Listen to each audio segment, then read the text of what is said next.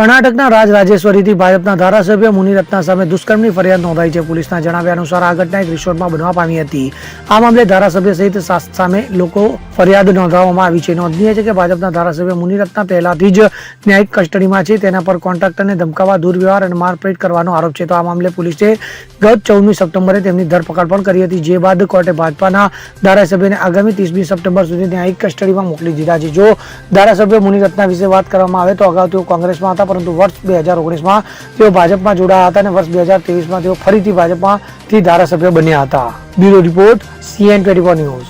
હવે જુઓ દેશ દુનિયાની તમામ ખબરો તમારી આંગળીના ટેરવે.